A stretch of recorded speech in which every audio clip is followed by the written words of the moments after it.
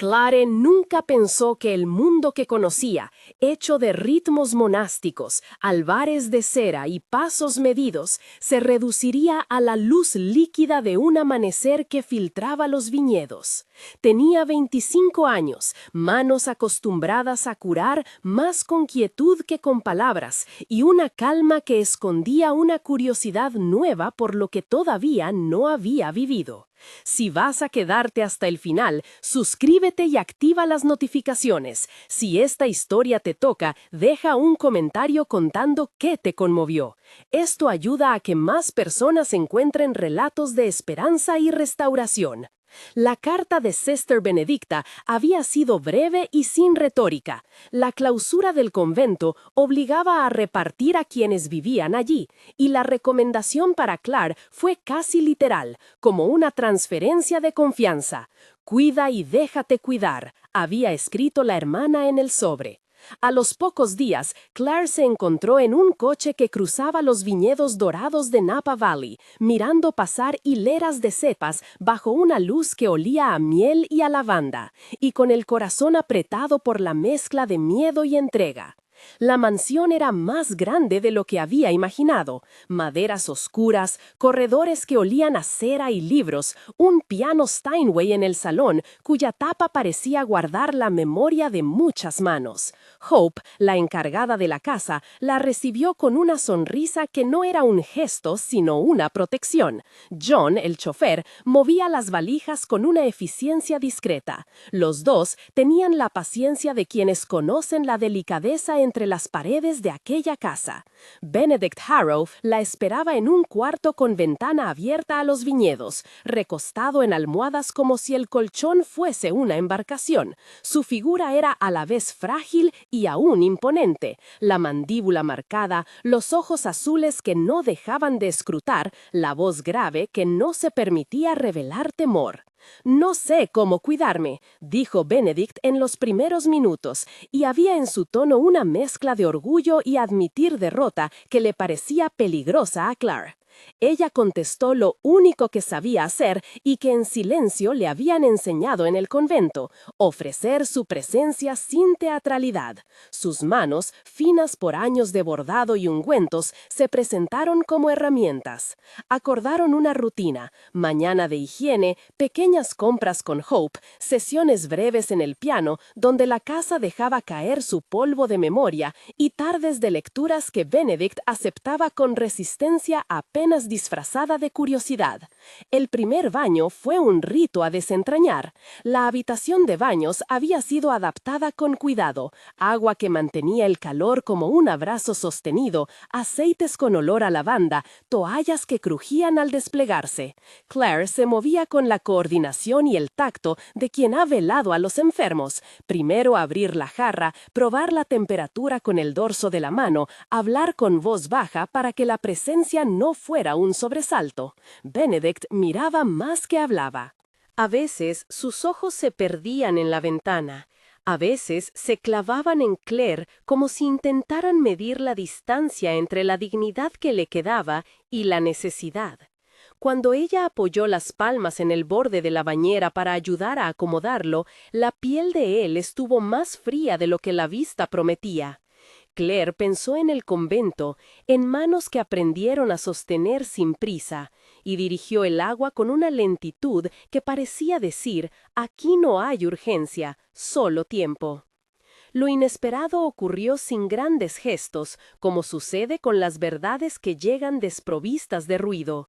Mientras enjugaba la nuca de Benedict con una toalla que olía a lavanda seca, ella frotó una cicatriz, un pliegue de la piel que el accidente había dejado profundo. Él exhaló un sonido que no alcanzó a ser palabra, y sus dedos, por primera vez en meses, apretaron la muñeca de Clare con un impulso que no fue violencia, sino búsqueda. La presión fue mínima, un acto de reconocimiento, y Clare sintió que algo dentro de él se quebraba en un punto que no había visto: la necesidad de ser mirado de nuevo como humano, no como objeto de pesar o caridad. «No me lo digas», susurró Benedict, con la mirada fija en la habitación. «No quiero que me digan lo que soy por mi cuerpo». Ella retiró la mano con respeto y lo miró a los ojos. Había en su respuesta una calma que no era ingenua. Conocía las líneas de la fragilidad humana. «No lo haré», contestó apenas.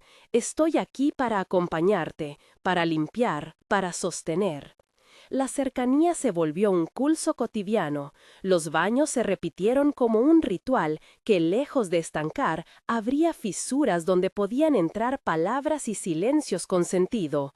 El agua caliente limpiaba la piel y con ella la armadura de modales que Benedict había levantado para no dejar entrar a nadie. En una de esas mañanas, cuando el sol se deslizaba sobre las hojas de las vides como si las acariciaba, Benedict comenzó a tararear una melodía que Claire reconoció a medias. El piano sería después el lugar donde con más seguridad y menos vergüenza, él tocaría para ella algunas piezas que sonarían a confesiones. Los días transcurrían entre cuidados y pequeñas derrotas. Benedict aceptaba que la enfermera virgen, con su temple quieto, le hiciera ejercicios para intentar recuperar algo de movilidad en los dedos.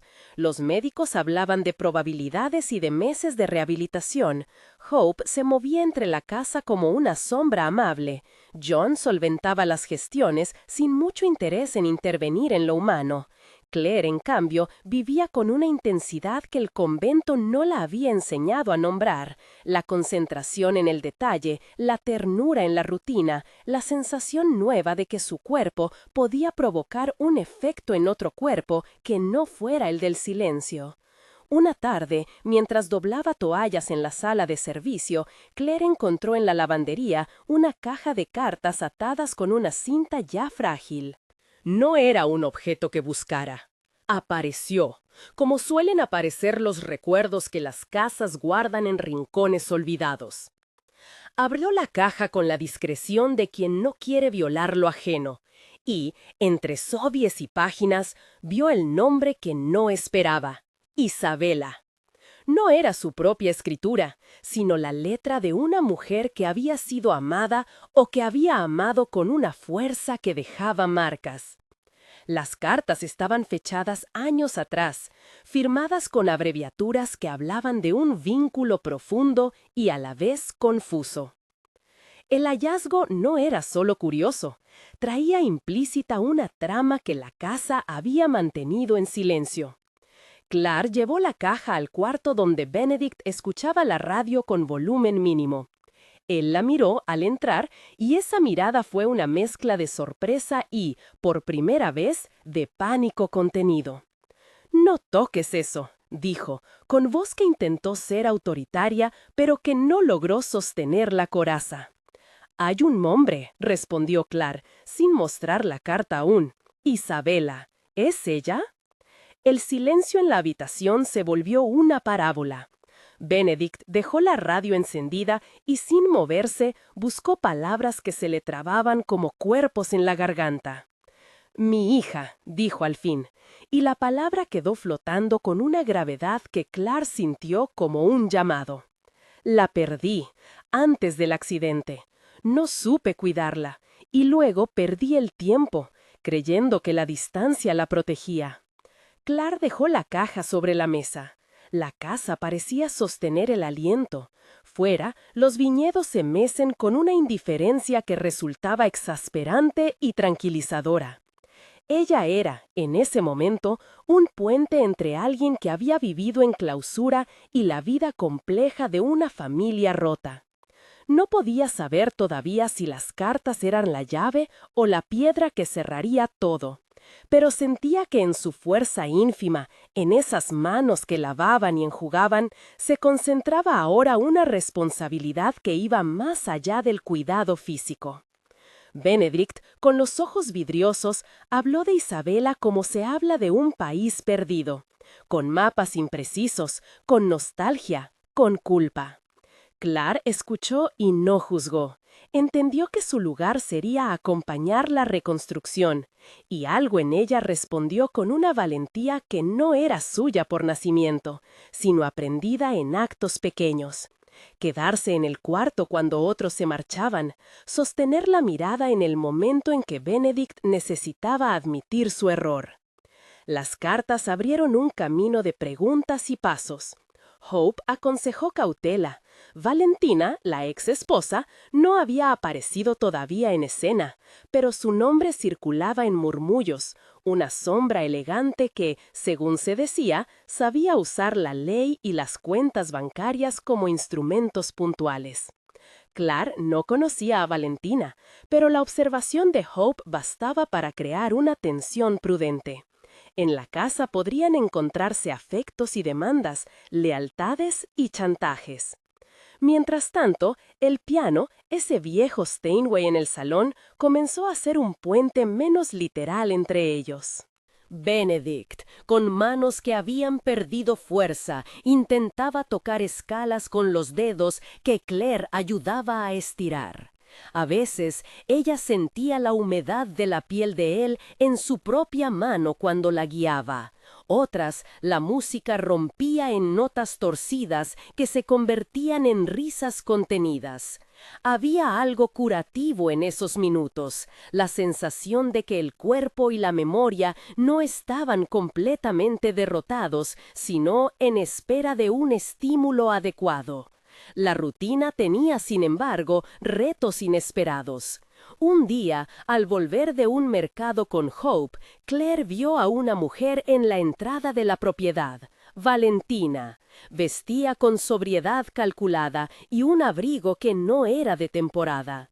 Sus ojos, precisos como bisturíes, se posaron en Claire con una apreciación que fue, en su gesto, una evaluación de lo que la joven era y de lo que la joven podía hacer o contra los intereses de Benedict. «Tú eres la enfermera», dijo Valentina con voz que era un espejo de hielo templado. «Espero que sepas cuidar lo que te han confiado». Claire sintió un leve jalón en la muñeca, un gesto instintivo que Hope disimuló con naturalidad. Valentina se acercó, miró a Benedict con una expresión que mezclaba reproche y cálculo, y luego se despidió con un movimiento de mano que no contenía cortesía genuina. La presencia de Valentina fue un aviso. Las cartas, la hija, las deudas no saldadas, todas esas piezas podían ser usadas como armas. Claire comprendió en ese instante que su delicadeza sería puesta a prueba en términos que no había imaginado. No solo se trataría de bañar a un hombre o de enseñarle a estirar los dedos, se trataría de sostener una verdad frente a quienes preferirían que la verdad permaneciera en sombras. Esa noche, mientras quitaba la cera de las manos de Benedict después de una sesión de piano, él la miró y habló con una claridad que no había mostrado antes. «Si alguna vez te pido que actúes en mi nombre, dime que no», murmuró. «No quiero que te ensucies por mi culpa». Ella sintió la gravedad en sus palabras y las recogió con la naturalidad que daba el estar acostumbrada a la fragilidad ajena. «Si me pides, pensaré», dijo Claire, «pero no te prometo que me aleje si lo que está en juego es la verdad». Benedict dejó escapar una sonrisa apagada que por un segundo devolvió luz a su rostro. Fue un gesto pequeño y decisivo. Ella entendía que su papel en la casa comenzaba a trascender la higiene y las medicinas, comenzaba a ser un ancla moral en un mar de secretos. Al amanecer siguiente, Claire abrió la caja de cartas con más cautela.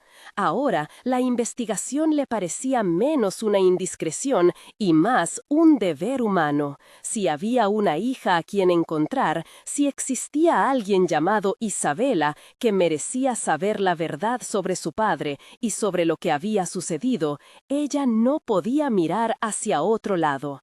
Las cartas tenían fechas, nombres de lugares y en el margen de una de ellas, una nota que parecía escrita con más apresuramiento. «No olvido», decía, sin firma. Eso bastó para que Claire supiera que la búsqueda sería inevitable. Cuando las sombras del día empezaron a alargarse y el piano dejó de sonar por falta de manos, Claire salió al jardín y respiró profundo.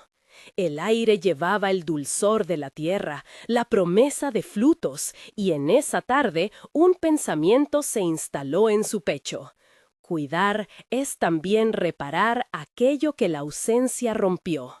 No sería fácil, ya lo veía en la figura de Valentina y en las palabras que Benedict dejaba caer como piedras. Pero en su interior algo se afirmaba con la firmeza del agua que cae y, gota a gota, horada las piedras. Ella decidiría actuar. Primero, por compasión. Luego, porque la compasión, bien entendida, exige verdad. Esa noche, antes de dormirse, volvió a repasar las cartas. Algunas mencionaban una ciudad costera, un hospital pequeño, nombres de enfermeras. En una, la letra de Benedict parecía distinta, menos rígida, como si escribiera a alguien que conocía de verdad. Claire deslizó una de las hojas entre sus dedos y sintió, como una corriente, que lo que empezaba en la mansión no iba a quedarse entre las paredes.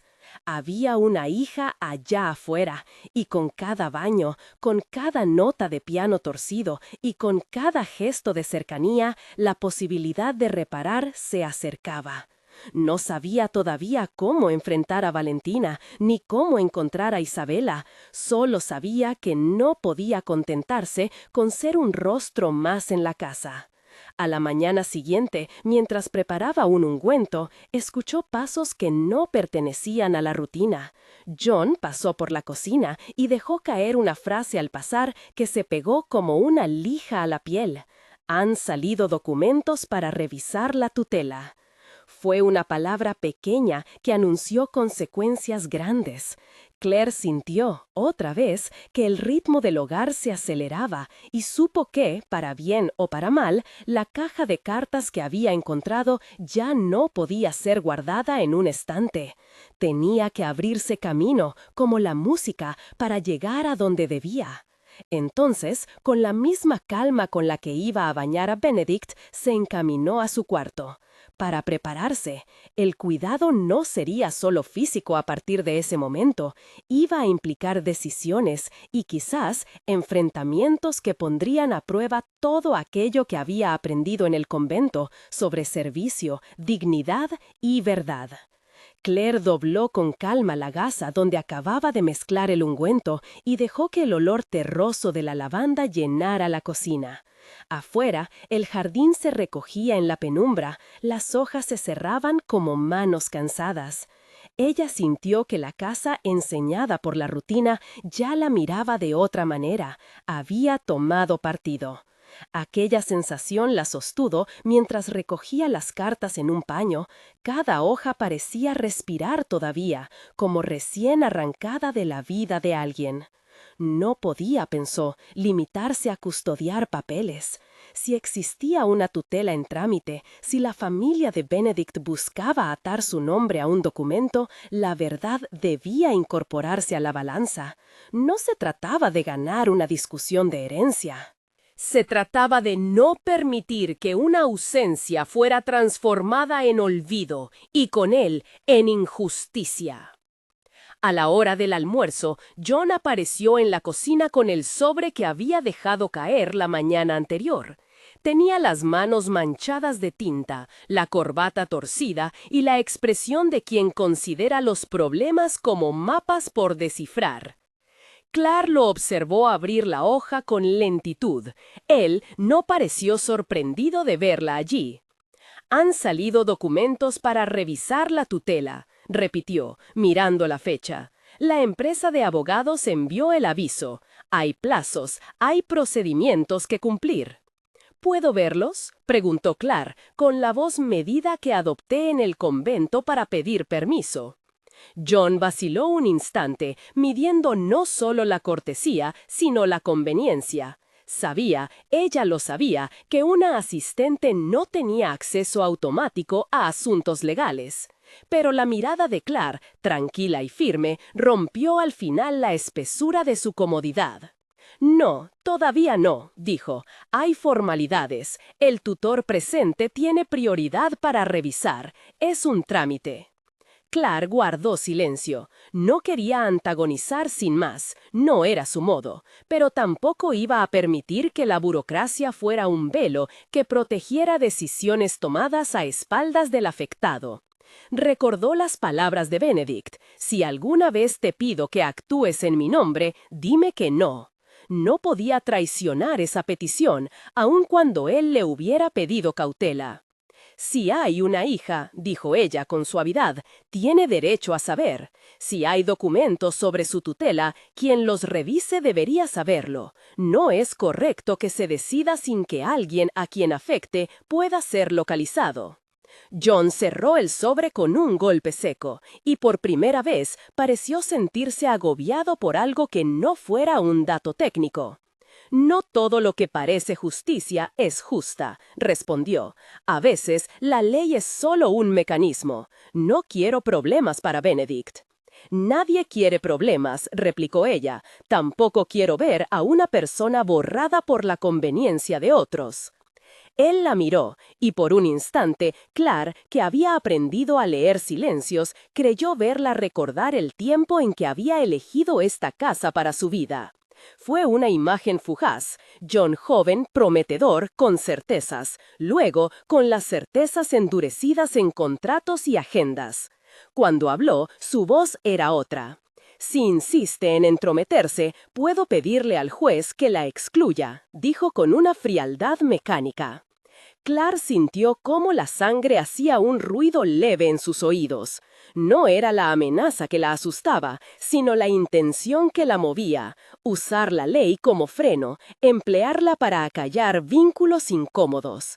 Ella había visto esas manos que, con palabras templadas, ordenan silencio. No voy a entrometerme, aclaró. Voy a hacer lo que debo, encontrar a quien pueda necesitar estas cartas. Si no hay hija, mejor aún, habremos cerrado un ciclo. Si la hay, merece saber. No necesito permiso de un juez para ofrecer la verdad. John la estudió, luego murmuró unas excusas que no convencieron ni a él mismo. Antes de marcharse, dejó una nota con una hora y un nombre. Reunión con la abogada del bufete Halpern, mañana 10. Y se fue, dejando la puerta entreabierta y un silencio que olía a decisión. Esa tarde, mientras bañaba a Benedict, Claire deslizó, como quien ofrece un remedio, el tema que necesitaba. Había muchísimas cosas que Benedict aún no comprendía del mundo legal, pero había otros terrenos, la memoria, la culpa, la ternura, donde su voz se movía con más seguridad. Él la miró desde la penumbra del baño, el pelo aún húmedo, los ojos como charcos. ¿Crees que hay alguien?, preguntó Benedict con la fragilidad de quien formula una posibilidad que podría desbordar toda su vida. Claire respondió sin dudar. Sí, hay cartas que hablan de una ciudad costera, de un hospital pequeño y de nombres que vuelven a aparecer. Hay una nota en el margen: no olvido.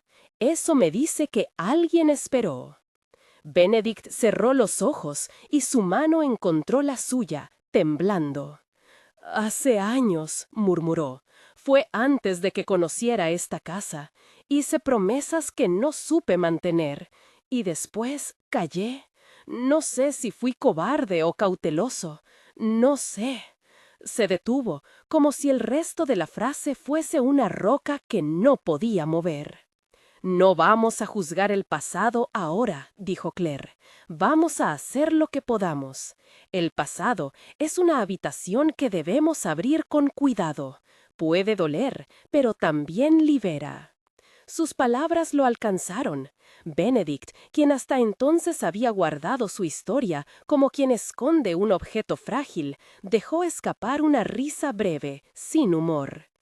«Tal vez te pido que no actúes», dijo. «Tal vez no quiero exponer a nadie. Lo que hice no fue noble. No quiero que mis errores causen daño». «El daño ya existe si alguien vive sin saber», respondió ella.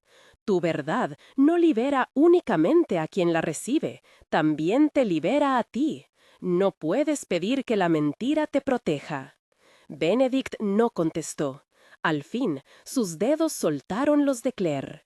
En la cocina, la tarde se extendía en líneas largas y un poco duras, como partituras aún por interpretar. Esa noche, después de acostarlo, Claire se quedó junto a la mesa donde guardaba las cartas.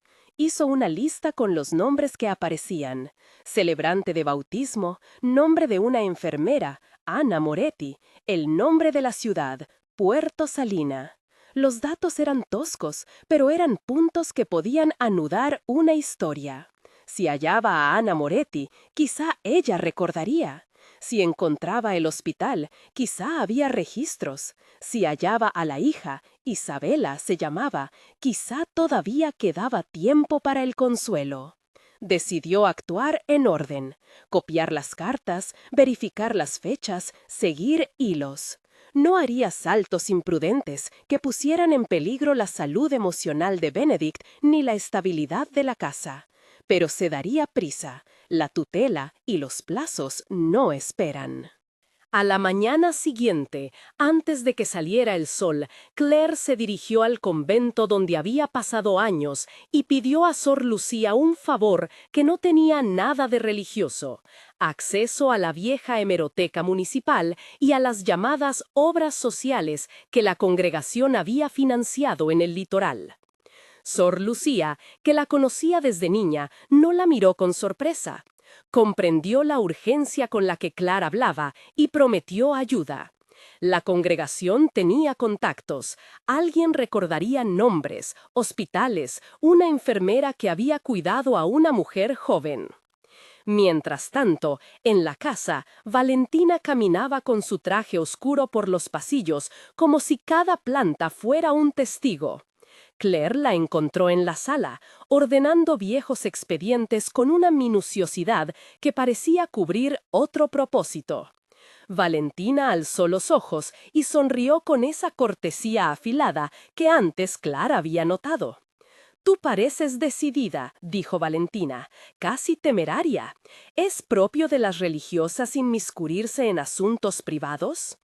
Claire no se alteró. Había aprendido que la serenidad era un arma que ve la punta del problema y no se deja llevar por el primer impulso. «No pretendo inmiscuirme», replicó. «Pretendo dar voz a quien pudiera necesitarla. Eso no es imprudencia, es humanidad». Valentina la miró y su sonrisa se desvaneció un poco. «La legalidad es una cosa», dijo, «la reputación es otra. No conozco el caso del que habla, pero sé que ciertas revelaciones pueden dañar a personas que ya son frágiles. La discreción es también una forma de caridad».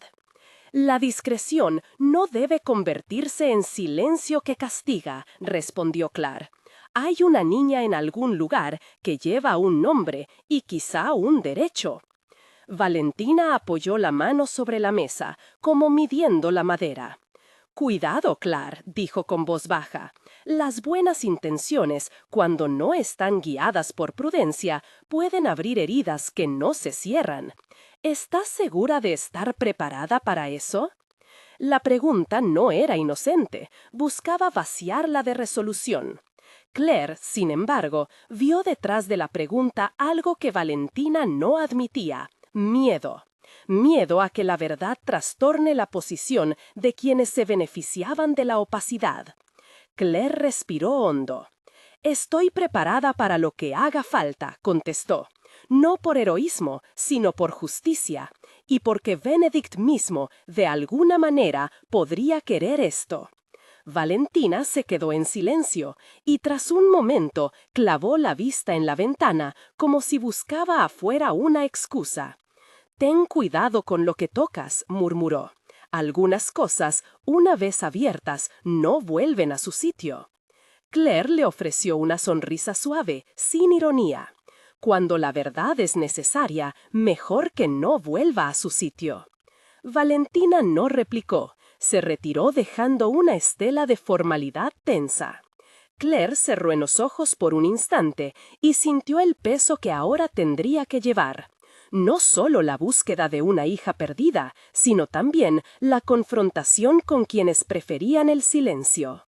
Esa tarde, Sor Lucía llamó con noticias pequeñas pero precisas. El nombre de Ana Moretti aparecía en un acta de 1998, firmando una hoja de enfermería en Puerto Salina. Había, además, un número de teléfono antiguo que la congregación conservaba. No garantizaba nada, pero era un hilo. Clare lo anotó, agradeció en voz baja y, consciente de que cada movimiento debía ser medido, dejó las cartas protegidas bajo llave. No se marcharía sin al menos haber hablado con Benedict y sin haber hecho un plan. Esa noche, antes de apagarse la luz, Clare dejó sobre la mesa una carta doblada, una lista breve de pasos que pensaba tomar y una petición simple para Benedict. Si te sientes capaz, dime lo que recuerdes de Ana, de Puerto Salina. Todo ayuda. Luego subió las escaleras con la suavidad de quien recoge promesas. Mientras la casa se dormía, Clare sintió que algo en su interior ya había comenzado a moverse. Era una fuerza serena, como la corriente que hurga y no se detiene. No sabía si hallaría a Isabela, no sabía si, al encontrarla, la verdad sería bienvenida o dolorosa. Sabía, sin embargo, que no podía dejar que los plazos legales y las intenciones protegidas por el miedo asfixiaran la posibilidad de reconciliación. En ese pensamiento encontró un impulso que no había tenido antes, no solo cuidar, sino restaurar. Al amanecer, con la primera claridad en la ventana, preparó su bolso. No partiría sola hacia Puerto Salina sin apoyos. Organizaría primero la reunión con la abogada, haría las llamadas que eran necesarias y, si la ley lo exigía, cotejaría papeles. Pero la posibilidad de ir allí, de escuchar un relato que quizá completara un hueco, le daba a las manos una temblorosa prisa. Antes de salir, miró a Benedict dormido, la respiración lenta, la frente surcada por líneas que alguna vez se habían hecho ideales. Puso la carta en su mesa de noche como quien deja un juramento, y, sin ruido, cerró la puerta detrás de sí. Afuera, la mañana olía a tierra húmeda y promesas frágiles. Clare caminó hacia la calle con la determinación de quien lleva una antorcha y sabe que la luz pequeña basta para empezar un camino. La ciudad desperezaba sus ruidos habituales cuando Clare cruzó la plaza. Los adoquines retenían la humedad de la noche y el aire traía un olor a pan recién horneado que le pareció una promesa menor, pero suficiente para sostener la decisión. No iba a Puerto Salina esa mañana, iba a poner en orden los pasos que permitirían que, cuando fuera, nada quedara suelto. Era paciente en la urgencia, sabía que las prisas sin red podían dañar más de lo que arreglaban. Llegó al despacho con las manos aún tibias por el frío. Elena Duarte la esperaba en la sala de espera, inclinada sobre una pila de papeles, la mirada precisa de quien trabaja con fechas y nombres como si fueran piezas de un rompecabezas. Se levantó al verla, sin sorpresa ni prisa, había algo en su rostro que habitaba la seriedad de los casos difíciles. «Ya recibí lo que enviaste», dijo Elena, tendiendo una carpeta. Hay una copia del acta de 1998 y la referencia telefónica que apareció en los archivos de la congregación. No es mucho, pero es un hilo que podemos tirar. Se sentaron en torno a una mesa pequeña y Claire, con movimientos medidos, hizo que Elena leyera el nombre y la firma. Las letras de Ana Moretti, firmando una hoja de enfermería, parecían hechas de otra vida. Una tarea cotidiana, una necesidad administrativa, una huella inadvertida en el tiempo. «¿Qué podemos hacer?», preguntó Claire despacio. «No quiero exponer a nadie innecesariamente, pero tampoco quiero que ese nombre quede sin respuesta. Si hay una niña con ese nombre, tiene derecho a saber qué ocurrió». Elena asintió y desplegó una hoja donde había trazado posibles vías legales. Primero, mantener confidencialidad hasta que tengamos confirmaciones. Segundo, intentar localizar a la persona que responde a ese número y ver si la acta se refiere a la misma Ana Moretti. Tercero, si hay registros en Puerto Salina, solicitarlos formalmente. Si la institución se niega, hay recursos legales, aunque costosos y lentos. Claire leyó las palabras como quien examina el mapa antes de la travesía. Sonaban a verdad técnica, fría en la forma, pero justa en la función. ¿Y Benedict?, preguntó. Me gustaría que supiera. No quisiera tomar decisiones que lo involucren sin darle la oportunidad de decir lo que recuerde. Elena dejó la pluma sobre la mesa. Si Benedict es una pieza clave para entender la historia, convendría hablar con él. Pero existe el riesgo de que, si hay personas que prefieren el silencio, la palabra de Benedict pueda provocar reacciones. Es decir, avisar no significa que no va a haber consecuencias, solo que las consecuencias serán menos sorpresivas. El tono de Elena no juzgaba, evaluaba riesgos. Claire agradeció la claridad. No se trataba de heroísmo, repitió para sí. Se trataba de justicia y de alivio para quienes podían necesitarlo. Abrieron el expediente y Elena marcó el número antiguo con la calma de quien sustituye la incertidumbre con actos. La línea sonó a una época anterior, un timbre definido y algo distante, como la voz de una casa que no había cambiado mucho. Cuando contestaron, la voz que respondió fue cautelosa, con una entonación de pueblo. «Sí», dijo una mujer. «¿Quién llama a estas horas?» Claire, sin pensar en protocolos, se presentó y mencionó la firma de Ana Moretti en 1998. Hubo, durante un par de segundos, un silencio que palpó como un latido. «¿Ana Moretti?», repitió la mujer, como si probara un apellido en la boca. «Sí, creo que la conocí. No por mucho tiempo. Era enfermera, ¿no es así? Hace tanto de eso». «¿La recuerda?», preguntó Elena. «¿Sabe si sigue aquí o dónde podríamos encontrar algún registro?» La voz al otro lado de la línea dudó, y luego, con una claridad nueva que parecía salir de una memoria precisa, empezó a dar detalles. Una habitación número, una dirección que estaba cerca del Muelle Viejo, el nombre de una pequeña clínica privada que había existido hasta principios de los 2000. No todo coincidía con los papeles, pero algunos puntos de la geografía y los nombres eran suficientes para que Elena tomara nota con urgencia. «No puedo prometer que todo sea exacto», advirtió la mujer. «En Puerto Salina la gente se mueve y muchas cosas cambian. Pero si insiste, hay una casa con un jardín donde vivió alguien con ese apellido. Hace años que no voy por allí, pero el recuerdo está». Claire escuchó y, sin poder contenerlo, permitió que en su pecho se encendiera una chispa de esperanza. No era una certeza, solo un mapa con calles borrosas, pero al fin, un mapa.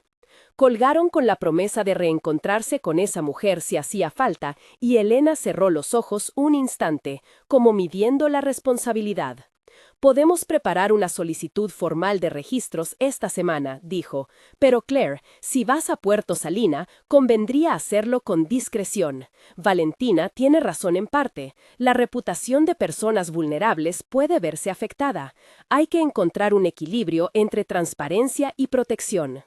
Claire pensó en las palabras de Valentina otra vez. No las rechazaba, pero estaba convencida de que quienes habían callado durante años no podían seguir dirigiendo el destino de los demás con su silencio. Había humanidad en la discreción, sí, pero también prudencia en la valentía que busca la verdad.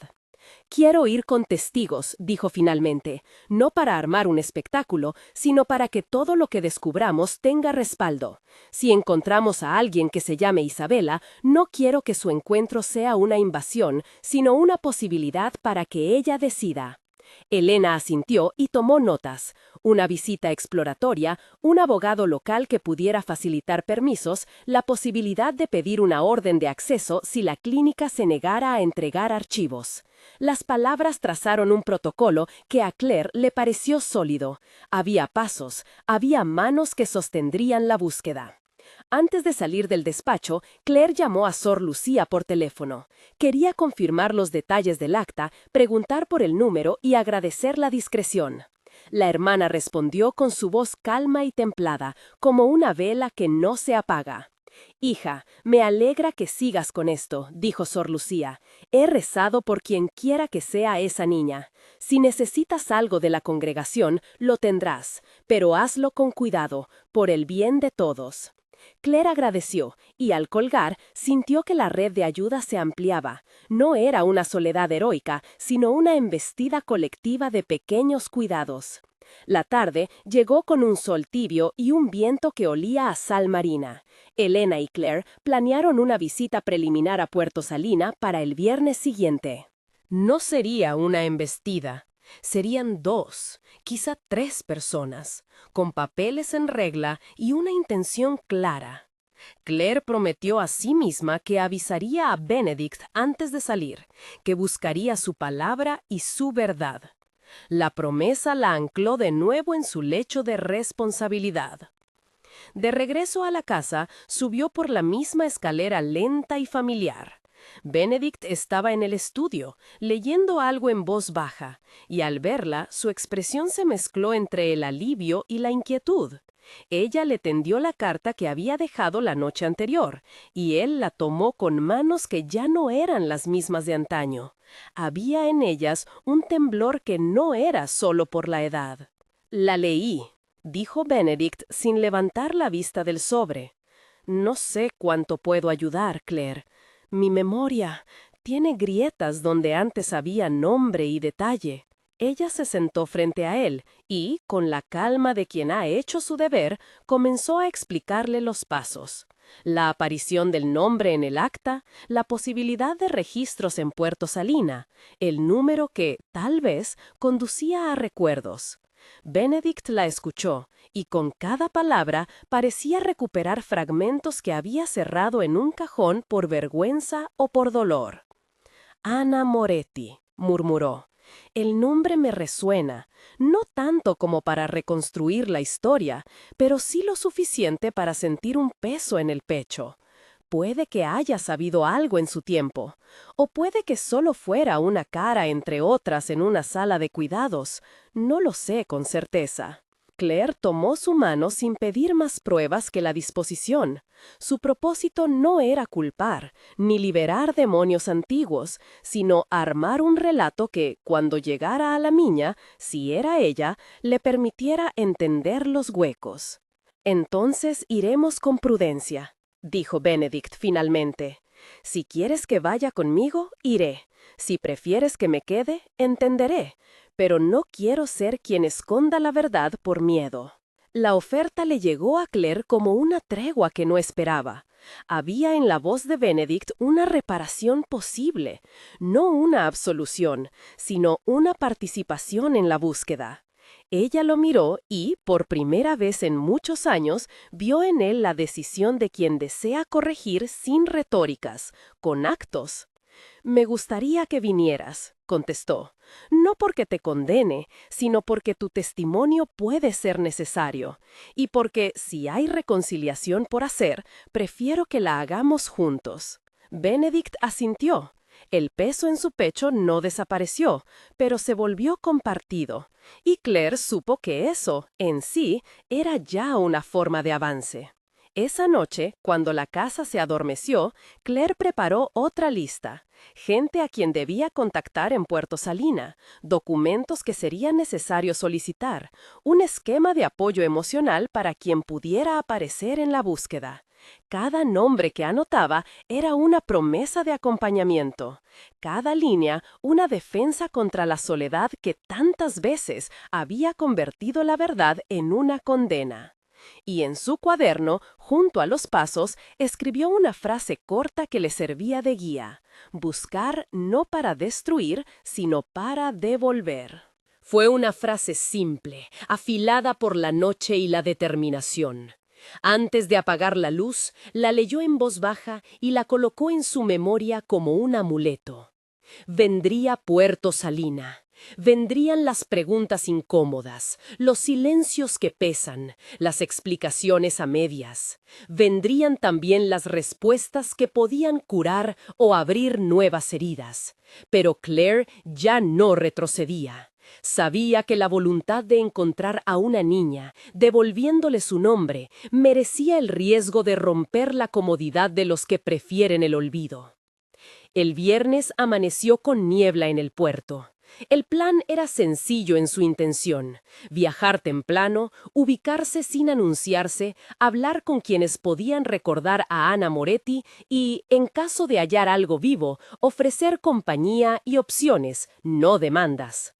Claire miró a Benedict, que tenía la mirada serena, aunque contenida. Elena los esperaba en la estación, con su carpeta y su firmeza legal. Alrededor, la ciudad despertaba y parecía sostenerlos con su indiferente calma. Tomaron el tren que serpenteaba hacia la costa. El paisaje pasó con la lentitud de las cosas que no cobran prisa. Campos, caseríos, luego la cercanía del mar, y el olor salino que anunciaba Puerto Salina. Claire repasó mentalmente el protocolo: discreción, apoyo, testigos y la posibilidad de suspender todo si encontraban a alguien que no quisiera ser perturbado. Ese último punto la tranquilizaba. La verdad no era una ley que se impone sin respeto al otro. Cuando bajaron en la estación, la ciudad los recibió con sus fachadas gastadas y sus ventanas que miraban al puerto. La casa con jardín que la mujer al teléfono había mencionado no estaba lejos. Caminaron por calles empedradas hasta que el rumor del mar llenó el aire. Claire sintió el nudo de la ansiedad y la esperanza apretarse, y respiró para soltarlos a ambos. Frente a la casa había un portón oxidado y una parcela que mostraba descuido y vida, macetas con flores desordenadas, una mecedora vacía. Nadie respondía al llamar. Elena revisó la numeración en sus papeles. Desde el umbral parecía que la casa guardaba algo que no estaba aún dispuesto a salir. «Tal vez no vive aquí ya», susurró Benedict, «o quizás sale de día». Claire miró a través de la reja y vio, al fondo, una ventana con cortinas claras ondeando apenas. La idea de cruzar el jardín y tocar una puerta le pareció un acto sagrado y tembloroso a la vez. No se trataba solo de hallar a una mujer o a una hija, sino de desafiar un silencio que, durante años, había protegido y herido. «Toquemos», dijo Claire. «Si nadie abre, buscaremos al vecino que la mujer mencionó. Si la encontramos, iremos con cuidado. Si no, seguiremos las vías legales». El eco de sus pasos sobre la grava rompió la quietud del vecindario. Aquel gesto simple, tocar una puerta, tenía en sí la posibilidad de transformar vidas. Claire apretó los dedos de Benedict y, con Elena a su lado, golpeó la madera con la serenidad de quien no busca venganza, sino encuentro. El golpe quedó suspendido en el aire unos segundos que parecieron más largos que cualquier espera anterior. Desde dentro llegó un paso lento y luego el chasquido de una cerradura antigua. La puerta se entreabrió apenas, lo suficiente para mostrar un rostro arrugado por la sal y el tiempo. Una mujer mayor con un pañuelo atado en la nuca. Sus ojos, pequeños y claros, los recorrieron con curiosidad primero, con cautela después. «¿Sí?», preguntó, la voz quebrada, como si cada palabra fuera un esfuerzo físico. Claire dio un paso adelante y, sin prisas, la sostuvo con la mirada para que no hubiese miedo en sus movimientos. «Hola», dijo, «no venimos a molestar. Soy Claire Hargreaves. Trabajo con personas que buscan a otros. Vinimos por Ana Moretti. ¿La conoce usted?». El rostro se descompuso en una mueca que no era exactamente sorpresa ni simpatía. Era algo a medio camino entre la costumbre y el recelo. «¿Ana Moretti?», repitió la mujer, articulando el nombre como si lo estuviera explorando de nuevo, como quien desempolva un viejo objeto. Hace años, sí, la conocí». Detrás de la mujer, la casa se abría en penumbras. Muebles cubiertos por telas, la lámpara de la mesa con una pantalla que había perdido color. El olor tenía capas: humedad, jabón, un rastro de pescado seco que venía quizá de una cena anterior. ¿Vive aquí ahora?, preguntó Benedict con la voz contenida. La mujer negó con la cabeza. No, no vive aquí desde hace mucho. Se fue una temporada, volvió otra, pero los últimos años no sé. Cortó con la gente, con los vecinos, con toda la cháchara. Vivía sola, ahí, en la pieza de atrás. No le gustaba que le preguntaran. Tenía miedo de... Se detuvo, apretando los labios, obligándose a ordenar lo que quería decir. Tenía una niña, eso sí, o al menos tuvo una niña. Era menuda, rubia como el trigo. La llamaban Ana cuando era pequeña. El nombre cayó en el aire como una pieza encajando en otra. Claire sintió el revuelo de algo que vuelve a la vida. Un testigo que, aunque viejo, confirma una línea que hasta entonces había sido rumor. ¿Sabe a dónde se fue?, insistió Elena, sin introducir formalidades. Su carpeta quedó olvidada en la mano, como si ya no hiciera falta la escritura cuando había una memoria que hablar. Un hombre la llevó, dijo la mujer. Un hombre alto, de barba. Venía algunas tardes, traía pan, se quedaba a conversar. No supe su nombre. Un día se la llevó y no volvió por mucho tiempo. Después supe que estuvo en otra ciudad, que había desaparecido de la vista. Pero noticias exactas no tengo. A veces la veía pasar por la iglesia cuando la niña era muy pequeña. No más. Claire dejó que esa afirmación se aquietara entre ellos. Pedir más sería empujar, y la mujer no parecía dispuesta a ceder sin un puente. Si puede decirnos algo más, cualquier detalle, nos ayudaría, murmuró Benedict. No buscamos acusar, solo saber. Si hay alguien a quien molestar, lo haremos con cuidado. La mujer miró sus manos, como si ponderara la confianza que le pedían. Al fin, fue hacia una cómoda cercana y con movimientos prudentes abrió un cajón. Sacó un pequeño paquete envuelto en tela amarillenta. Al desenvolverlo, un rayo de luz dio en algo metálico. Un colgante, oxidado, con la letra A grabada en la tapa. Había, encima, una fotografía doblada. Una niña de trenzas y ojos grandes, con una camiseta manchada de arena, sonriendo sin saber que el viento había congelado ese instante. Lo guardé por años, dijo la mujer. Ella me lo dio cuando se fue. Dijo que si algo le pasaba, alguien tendría que recordarla. Yo pensé que volvería, pero los años se amontonaron. Claire tomó la fotografía con delicadeza. La imagen era pequeña y simple, pero el efecto fue inmediato. Un rostro concreto emergió de la nebulosa de rumores.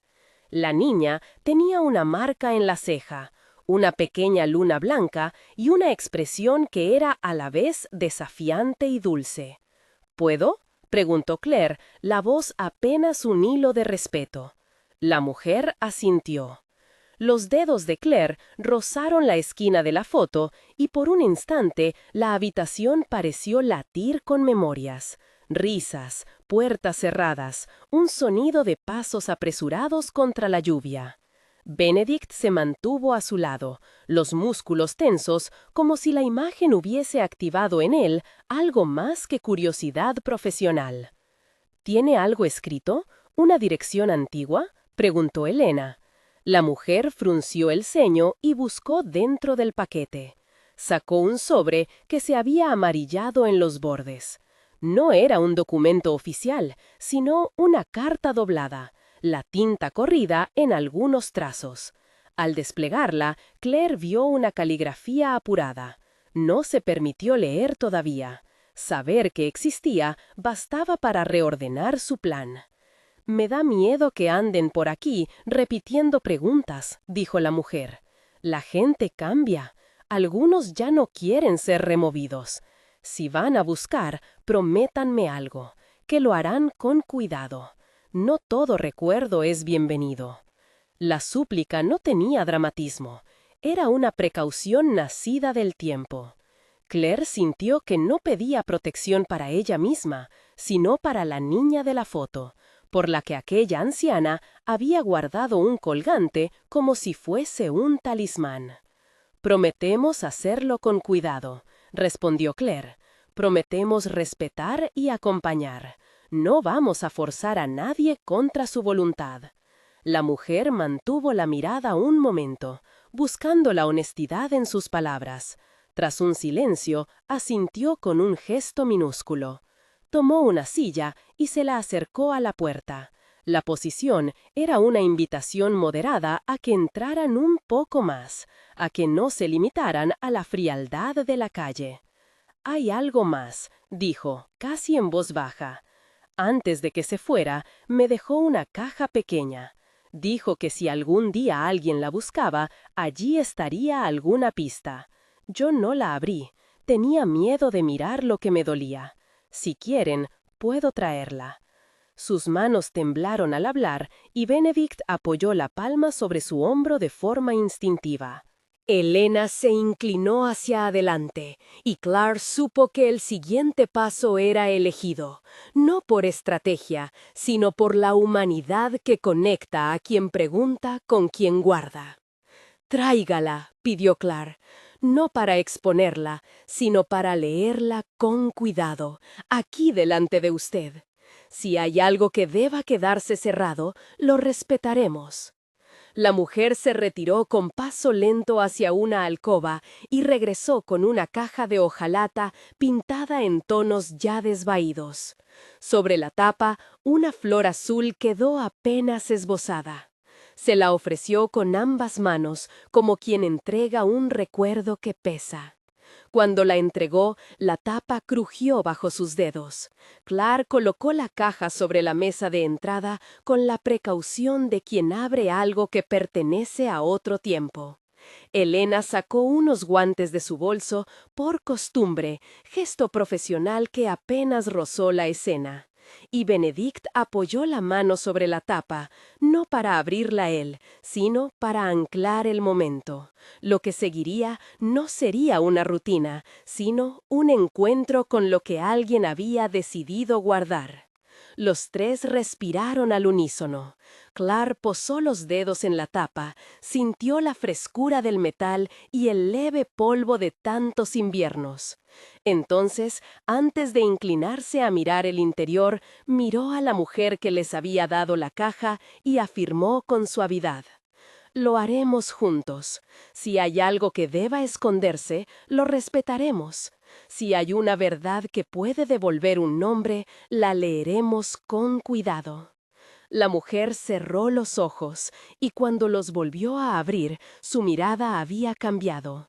Ya no era solo la de la vecina curiosa, era la de alguien que delegaba una responsabilidad. Claire levantó la tapa. El aire que salió al abrir la caja olía a papel antiguo y a lavanda tenue. Dentro, además de cartas dobladas y una pequeña muñeca de trapo, había un papel doblado varias veces, un certificado de nacimiento rasgado en un borde, con un nombre que, al desplegarlo por completo, hizo que el corazón de Claire diera un vuelco contenido.